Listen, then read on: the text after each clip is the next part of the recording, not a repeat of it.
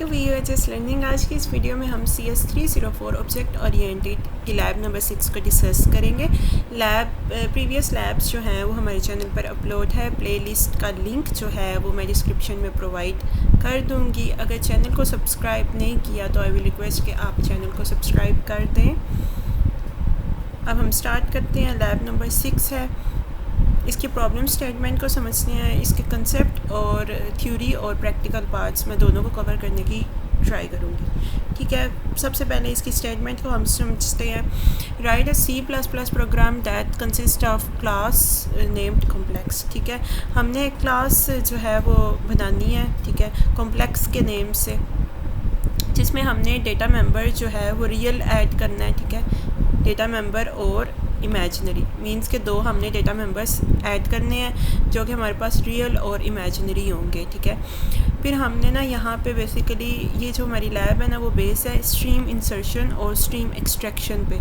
इसके सिंबल्स आपने याद रखने हैं। इंसर्शन के लिए हम ये सिंबल लगाते हैं और एक्सट्रैक्शन के लिए हम ये वाला सिंबल लगाते हैं। ठीक है, MCQs में पूछा जाता है। अब इसमें जो है हमने मेन क्लास में क्रिएट एन ऑब्जेक्ट com1 के नाम से हमने एक ऑब्जेक्ट को क्रिएट करना है। ठीक है, and take input using the stream extraction. Stream extraction के थ्रू जो है हमने क्या लेनी है, इनपुट्स लेनी है। ठीक है, and print out using the stream insertion operator. और स्ट्रीम इंसर्शन ऑपरेटर के थ्रू जो है हमने आउटपुट प्रिंट करवानी है।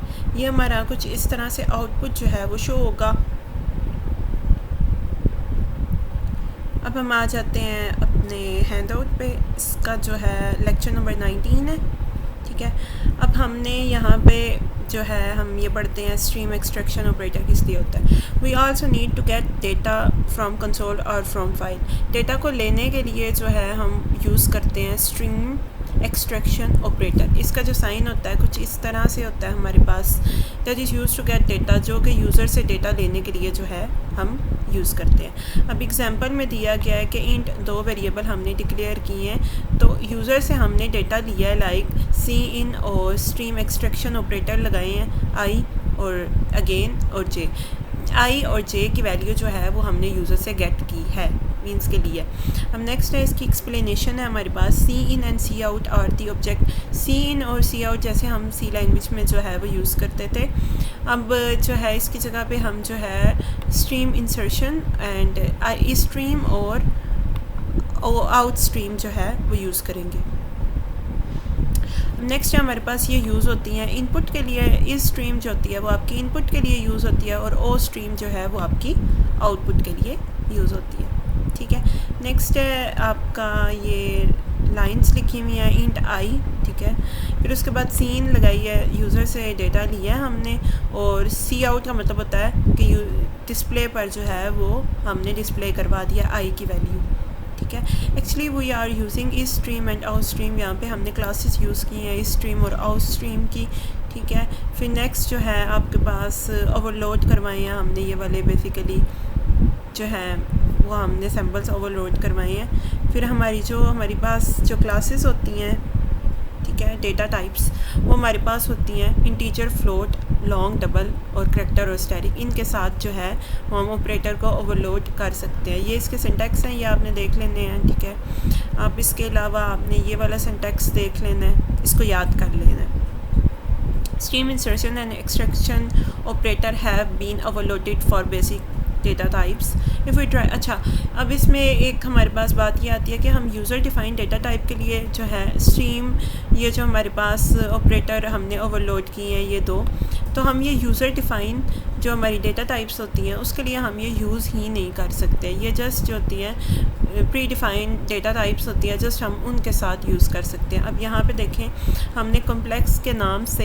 एक क्लास बनाई है। ठीक है, उसका जो ऑब्जेक्ट है हमने C1 जो है वो क्रिएट किया है। ठीक है, नेक्स्ट जो है सी आउट हमने लगाया, स्ट्रीम जो है ये हमने एक्सट्रैक्शन ऑपरेटर्स लगाए हैं C1, तो लाइक ये एरर जनरेट होगा क्योंकि प्री डिफाइन जो है हमारी डेटा टाइप्स के साथ स्ट्रीम इंसर्शन और स्ट्रीम एक्सट्रैक्शन को हम यूज़ कर सकते हैं, इसके साथ हम यूज़ ही नहीं कर सकते। सो ये जो है आपने ये वाला सिंटैक्स देख लेना है।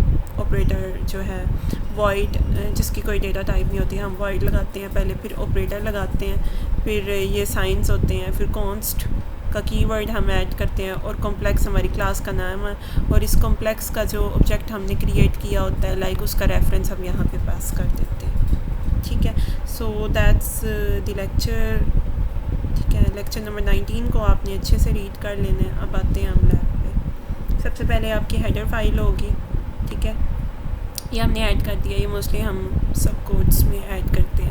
फिर उसके बाद हमारी क्लास है, हमने कॉम्प्लेक्स के नाम से एक क्लास बनाई है। ठीक है, फिर हमने उसमें प्राइवेट डेटा मेंबर में हमने 2 डेटा मेंबर जो है वो ऐड करवाए हैं। एक है हमारे पास रियल और एक है हमारे पास इमेजिनरी। ठीक है, जैसे कि हमारी स्टेटमेंट में गिवन था कि हमने रियल और इमेजिनरी, ठीक है, डेटा मेंबर्स जो है वो हमने डिक्लेयर करने हैं। उसके बाद आपकी पब्लिक क्लास आती है, उसमें हमने कॉम्प्लेक्स ये हमारी क्लास का नाम है, और हमने पैरामीटराइज्ड कंस्ट्रक्टर जो है वो यहाँ पे यूज़ किया और उसको 0 से इनिशियलाइज कर दिया। ठीक है, नेक्स्ट जो है आपने रियल इक्वल टू आर, हमने रियल को जो है आर वैल्यू जो है वो असाइन की है। नेक्स्ट जो है इमेजिनरी को हमने आई से असाइन करवाया। ठीक है, और नेक्स्ट है आपके पास फ्रेंड ओ स्ट्रीम, आगे रेफरेंस है, ऑपरेटर है। ठीक है, अब इसमें जो है आपकी ये आपका बेसिकली स्ट्रीम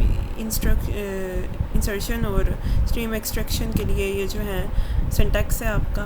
ठीक है, अब देखें यहाँ पे सबसे पहले हमने फ्रेंड लगाया, ये हमारा कीवर्ड है, ये भी कीवर्ड है। अब जो आपका जो मेन है ना, लाइक ये हमने रेफरेंस कॉम का कॉम्प्लेक्स क्लास का जो रेफरेंस था वो हमने किया है, और यहाँ पे कॉन्स्ट का कीवर्ड लगा के हमने क्लास का नाम दिया जो कि हमारी क्लास का नाम था, जस्ट लाइक ये हमने चेंजिंग किया। उसके बाद हमारा जो था रेफरेंस आउट ऑब्जेक्ट, ये सब सेम रहेगा, जस्ट आपने ये चेंजिंग की है ये यहाँ पे। ठीक है, क्लास का जो आपका ऑब्जेक्ट था ये आपकी क्लास का नेम है। ठीक है, फिर उसके बाद हम आउट यहाँ पे यूज़ करते हैं, इंसर्शन के लिए हम आउट यूज़ करते हैं, जबकि एक्सट्रैक्शन के लिए हम इन का यूज़ करते हैं। ठीक है, यहाँ पे हमारी ओ स्ट्रीम थी, यहाँ पे हमारी ई स्ट्रीम थी। ठीक है, अभी जो ये कंसेप्ट थे वो मैंने हैंड आउट से आपको क्लियर करवाए हैं। फिर उसके बाद जस्ट लाइक अगेन ये लाइन रिपीट है।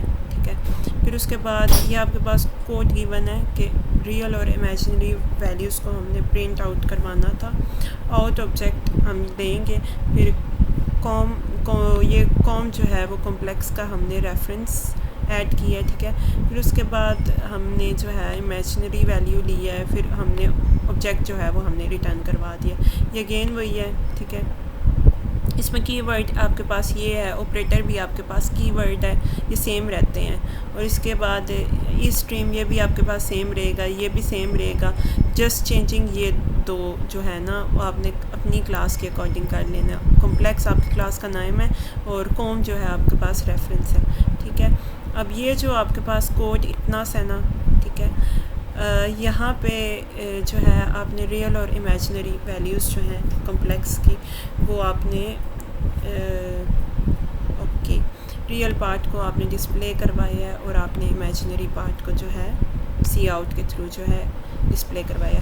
अब आपको क्वेश्चन इस तरह से भी पेपर में आ जाता है कि आपको यही वाली स्टेटमेंट दे दें कि आपने कोड राइट करना है, बाकी सारा कोड आपके पास राइट हुआ हो तो जस्ट आपको ये दे दें कि आपने ये कोड लिखना है और रीड इमेजिनरी और वैल्यूज़ जो हैं वो आपको ऐसा प्रोग्राम लिखें जो रीड करें और कंप्यूटर स्क्रीन पे जो है आउटपुट डिस्प्ले करवा दें। तो आपने यहाँ से लेकर यहाँ तक जो है वो कोड एज इट इज़ लिख देना है। ठीक है, नेक्स्ट जो है अब हमने क्लास में जो है इंटर हो जाना है। ठीक है, इंट मेन बॉडी में एंटर हो गए।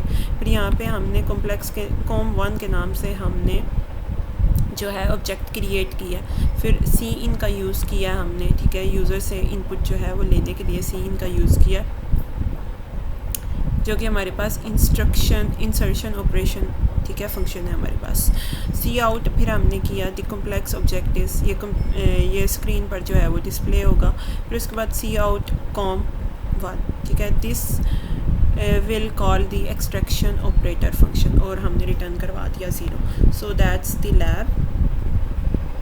अगर चैनल को सब्सक्राइब नहीं किया तो आई विल रिक्वेस्ट कि आप चैनल को सब्सक्राइब कर दें, subscribe for next part. Thank you so much.